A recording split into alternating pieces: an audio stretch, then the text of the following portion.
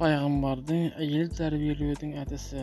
Әйел ер азаматқа берілген аманат, демек оның тәрбиесі де аманат. Күйеуіне арқа сүйеу, оны ұстазы ретінде үлгі тұтып, тәлім алу, қамыққанда қамқорын сезіну, қуанғанда қолдауын күту. Жаны нәзік әйел табиғатына тән көріністер. Әйелінің құлшылығына көмектесу, оның ізгі амалға тәрбиелеу, білмегенін үйрету ер азаматтың мойнындағы асыл міндеттің бірі. Әйел тәрбиесі немқұрайлы қарау, отбасындағы келеңсіз оқиғалардың пайда болуына әкеліп соғатын фактордың бірі.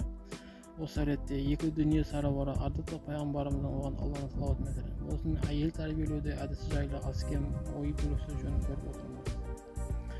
Алла елшісі оған Алланың салауаты мәселен болсын, жұбайын парыз амалдардан бөлек қосымша құлшылықтарға баулайтын. Бұл отбасының қасиетті Рамазан айында көбірек сауап алуға үндеп, түнгі намазға оятатын. Айша анамыз оған Алла разы болсын былай деген: пайғамбарым Рамазан айының соңғы 10 күні келгенде сәтті белін бекем буып, түндерін намаз оқумен өткізетін және отбасын намазға оятатын. Адам жанын үндеуге айтпа, көрсетпе, үндеме, үйрет деген жақсы тәсіл бар. Өзің істемеген істі айналаңнан талап ету өте сәтсіз әрі әлсіз қадам. Осы тұрғыдан келгенде айтпа, көрсет деген психологиялық әсер ету әдісі сәтті қадамның бірі болар анық. Ардақты пайғамбар оған Алланың салауаты мәселен болсын, әуелі өзі амал етіп, одан кейін отбасының құлшылық жасауға шақыратын. Халқымыздың көрнекті тазашыларының бірі Ғабит Мүсіреповтің қазақтың білетін аз емес, істей білетін аз. Бірақ қазақ ең кемі 2 ақыл айтып кетеді, өзі қара басып сол 2 ақыл бүренді орындап жүрген болса әлдеқан адам болып кетер еді деген сөзінде жан бар. Отбасымызға әуелі өзіміз үйретіп үлгі көрсетпесек, қалайша оларға кінә артамыз. Бұйрық раймен үн қатып, мәжбүрлеген түрде бір амалға итермелеген бұл ісіміз болашақта баянды болмайды. Құлшылықта ықыласты болу өте маңызды мәселе. Ықыласпен жасалмаған іс адамға әрқашан қиындық тудырады. Хадис шәріпте Алла Тағала тек шынайы ықыласпен және оның разылығы үшін жасалған амалды ғана қабыл етеді делінген. Отбасымызға осының маңызын даналық пен көркем мінезбен жеткізсек, Алланың қалауымен кез келген істің орындалуы жеңілдейді. Адам жанын тәрбиелеуде оның қолымен сауапты амалдар жасау тиімді тәсілдердің бірі. Ақ елшісінің оған Алланың салауаты мәселен болсын, даналыққа негізделген тәрбиесінде осы әдіс көрініс тапқан. Айша анамыз оған Алла разы болсын мына бір оқиғаны баяндайды. Бір кісі үйге садақа сұрап келді. Үйге Алла елші болды. Мен одан күте сұруын сұрадым да беретін нәрсе есептеуге кірістім.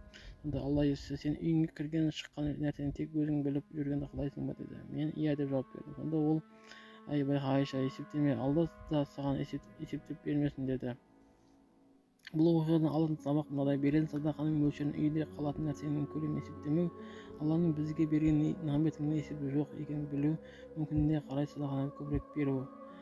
Біз көп жағдайда кез келген нәрсенің өзімізге көбірек қалғанын қалаймыз. Ризығымыздың азайып қалуынан қорқамыз. Малын дәулетіміз кеміп қала ма деп уайымдаймыз. Асылында Алла Тағала садақасын есептемей берген пендесін ойламаған жерден ризыққа, нығмет пен игілікке бөлейді екен. Ардақты пайғамбарымыз оған Алланың салауаты мәселен болсын, әйелінің садақаның көп бөлігін өзгелерге беріп, аз бөлігін өзіне қалдыруға үйрететін. Осы ретте мына оқиғаны баяндап кеткен абзал. Бірде пайғамбарымыз оған Алланың салауаты мәселен болсын, отбасы қой сойып, оның етін садақа ретінде таратады. Сол кезде пайғамбарымыз оған Алланың салауаты мәселен болсын, қойдың қанша бөлігі қалды деп сұрағанда, Айша анамыз оған Алла разы болсын, қойдың бір қолынан басқа ештеңе қалмады деп жауап береді. Сонда Алла елшісі: қойдың бір қолынан басқасының бәрі қалды деген өсиетін жеткізеді.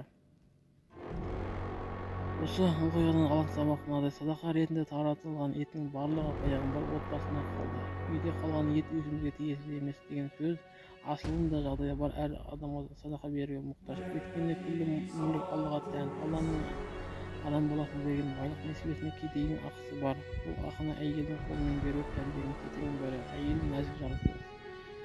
Сол үшін оған жұмсақ қарым-қатынас жасау қажет. Алла елшісі оған Алланың салауаты мәселен болсын, жұбайын көркем мінезбен насихат айтып, оларды да жұмсақ болуға шақырады. Пайғамбарымыз оған Алланың салауаты мәселен болсын, Айша, Алладан қорық, жаны жұмсақ, анығында жұмсақ нәрсеге араласса, күні әшекей елген еді. Егер бір нәрседен жұмсақ алмайтын болса, оған деп көрсетті.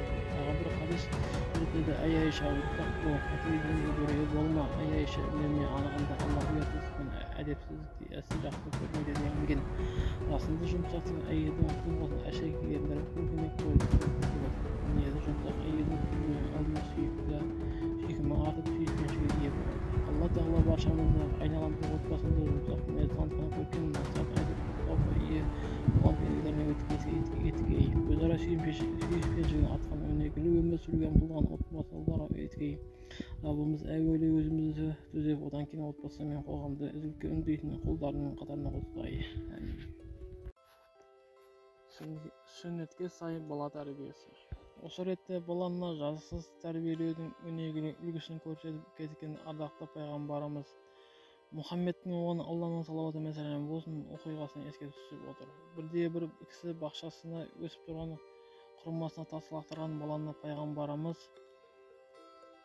алып келеді. Құрма иесі шағымын айтып қабағы қатулы күйде баланы қалай жазалау қажеттігін сұрайды. Сонда Алла елшісі жайдары жүзбен күлімдеген кейіпте балапанын құрма ағашына неге тас лақтырдың деп сұрайды. Сонда әлгі бала қарным қатты ашты, құрма жегім келді деп жауап береді. Жер бетінде мейірімділікті жаю үшін түсірілген Мұхаммед оған Алланың салауаты мен сәлемі болсын балаға жерге түскеніңе жей ғой, бірақ енді құрмаларға тас лақтырма жарай ма деді. Содан кейін баланың басын сипап оған былай деп дұға жасады: уа Алла тағалам, бұл баланың қарнын тойдыра гөр.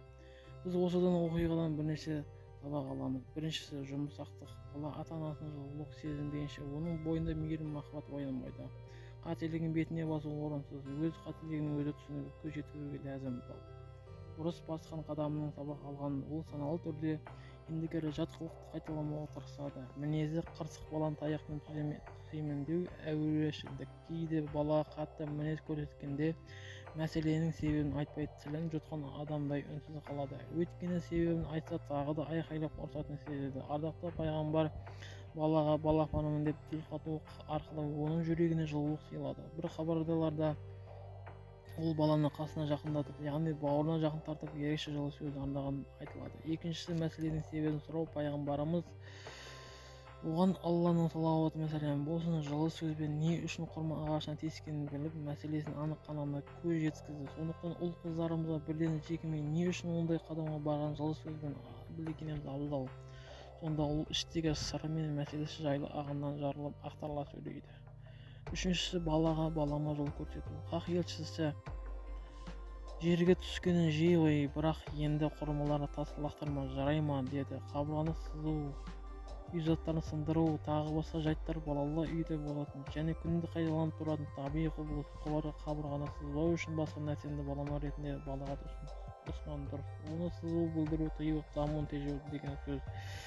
Төртіншісі, балаға дұға жасау. Үйге ұрпақты құлшылығы мен тіршілігіне үйлескен үлгілі баланы Алладан тілеу әр мұсылманның міндеті. Өйткені қайырлы ұрпақты пайғамбарларда жаратушыдан сұраған: бала берсең сана бер, сана бермесең ала бер деген қанатты сөз қайырлы ұрпақ тілеуден туған ниет. Дұға мұсылманның қорғаны. Қасиетті хадис шерифте айтылғандай, әр пендеге ниет еткен нәрсесі беріледі. Жақсы сөз жарым ырыс. Расында бала тәрбиесімен жүйелі түрде айналысу қажет. Бала уақыт арнап, оның тәрбиесін жүйелі қадағалау мүмкіндік береді. Бала болған соң бұзықтық жасайды, босаңсайды, теледидардан көргенін қайталайды. Бұл бүлдіршінге тән табиғи құбылыс, сондықтан оған ұдайы көңіл бөлген абзал. Пайғамбарымыз Мұхаммед оған Алланың салауаты мен сәлемі болсын бір хадисінде балаға бір рет көңіл бөліп тәрбие беру бір сағат көлемде садақа бергеннен де жақсы деген. Халқымыз қашанда ұрпақ тәрбиесі мен ұлт болашағын үлкен жауапкершілікпен қараған. Әсіресе жас жеткіншектеріміздің ерте басын тіпті жүрегінде ақ үлкен азамат болып қалыптасуына қам жасап жол көрсетілген. Осы ретте Хәкім Абайдың баланың жақсы болмағаны бірінші ата-анасынан, екінші ұстазынан, үшінші құрбысынан дегенін ескерсек, еркін ойлы, асқақ рухты, білімді де тәрбиелі, бәсекеге қабілетті ұлтжанды ұрпақ тәрбиелеуде аталған үш негіздің маңыздылығын көреміз.